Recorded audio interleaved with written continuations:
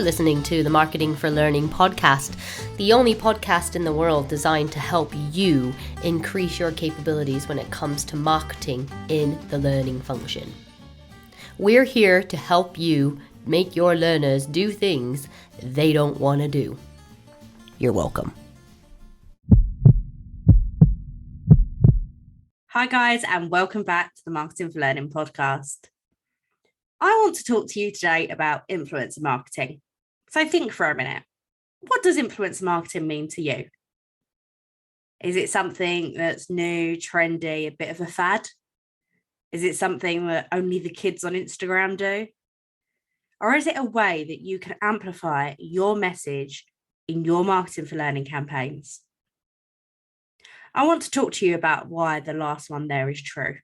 Influencer marketing is a great way of amplifying your message to your target audience.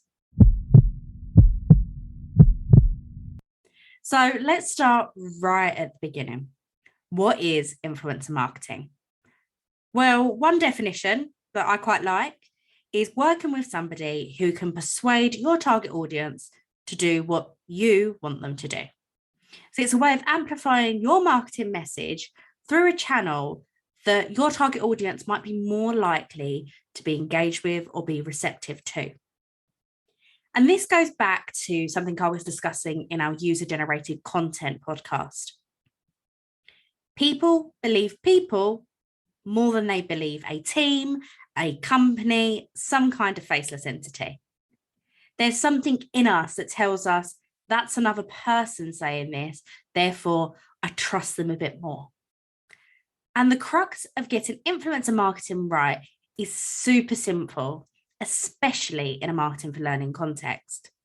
You simply want to find somebody with a high level of admiration from your target audience, somebody they really like, somebody they aspire to be like, somebody they want to listen to, who also has the authority to talk about the subject matter.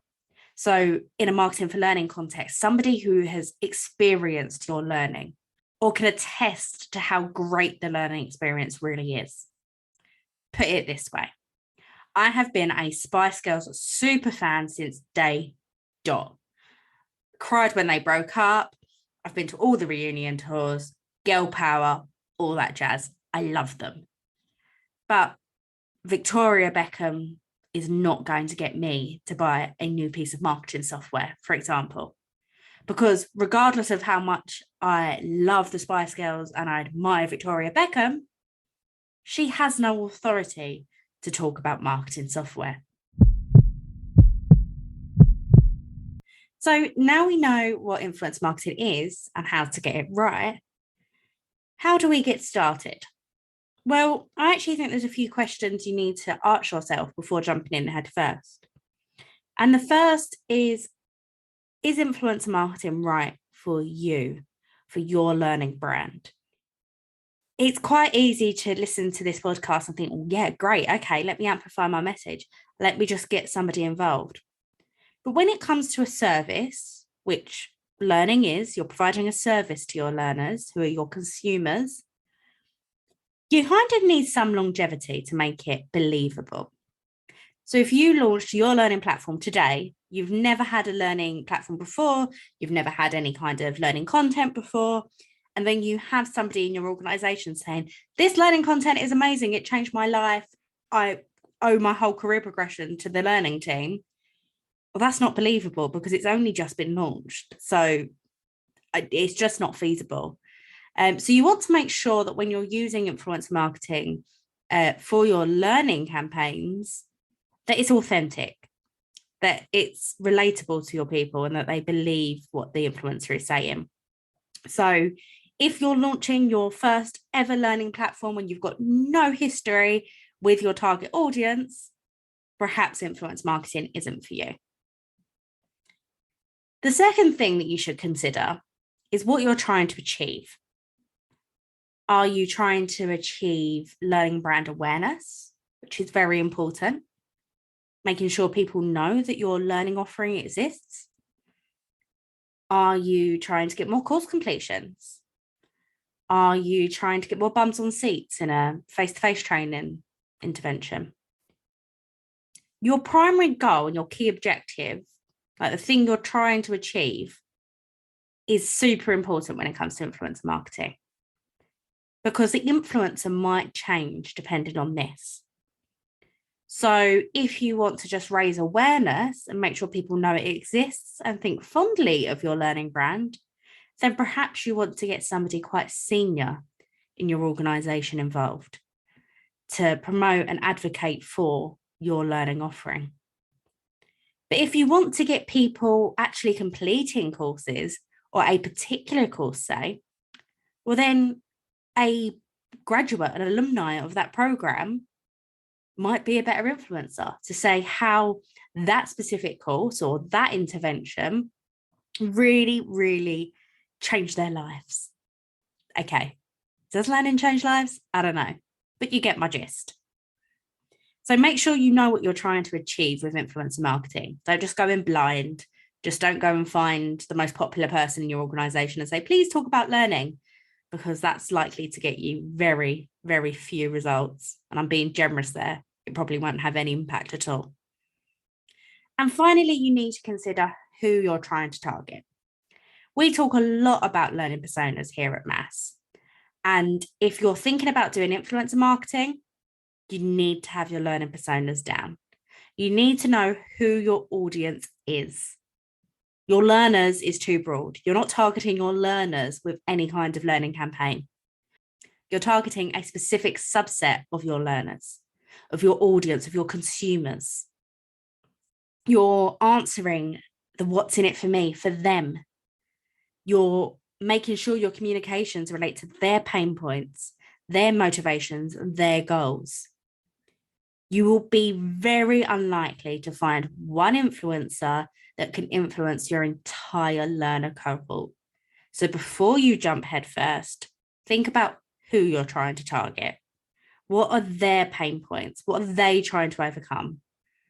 Remember, business mandates don't come in here. Your people do not care about the business objectives. They care about how you can help them.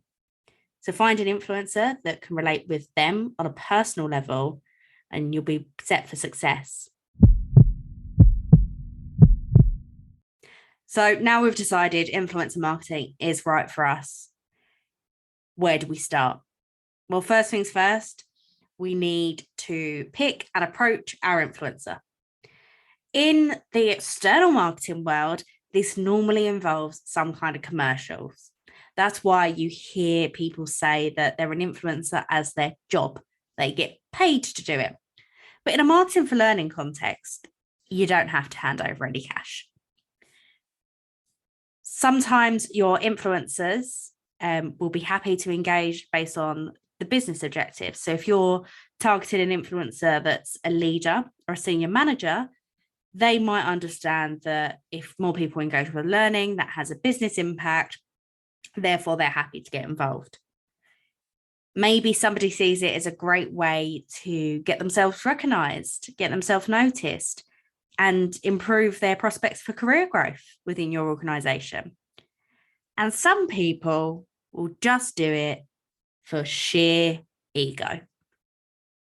So once you've approached your influencer and they're happy to engage with you, you need to hand over a little bit of freedom. You need to give them the creative freedom to market your service in a way that's authentic to them, in a way that's natural. So if you're telling them they must stand in front of a white wall, hold their phone landscape and record you a video, that's going to start feeling a bit stale. So let them talk and promote your service very naturally in whatever way they seem best. And that could be chatting to teams. It could be recording a video. It could be writing a post on an internal channel of some sort.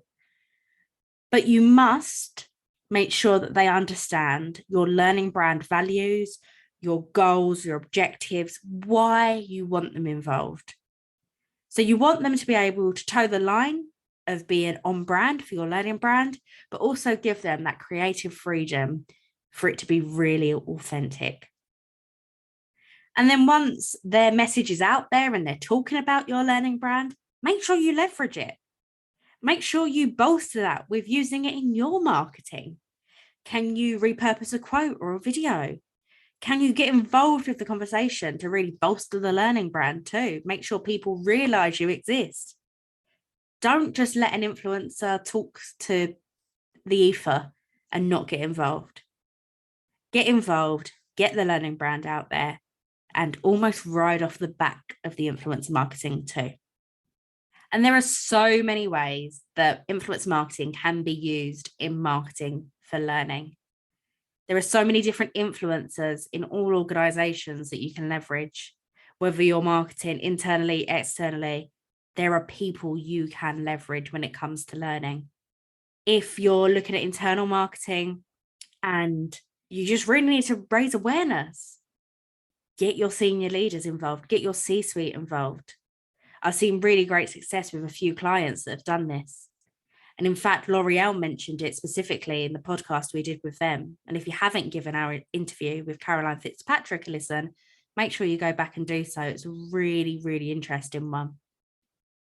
Or you could utilize a rising star, somebody that's really engaged with your learning and it's having a huge impact on their career. Get them to tell their story to your target audience. Get them to become somebody that your target audience wants to be like. They want to imitate their success and they want to know how they did it. In the marketing world, when we're talking about influencer marketing, we have 3 R's, and that's reach, so the audience that influencer has, their relevance, and the resonance, how somebody can relate to that influencer. But I think that's a bit too broad for a marketing for learning context. And in marketing for learning, you really do just have to remember those 2 words I mentioned at the top of the webinar: admiration and authority. Do people actually like this person? Because if you don't like somebody, you're not going to take their advice. It's simple. So do people like this person? Do your target audience admire this person? And does this person have the authority to talk about the subject matter? If you don't do these 2 things in tandem, if you don't hit both of those marks, your influencer marketing is going to fall on deaf ears.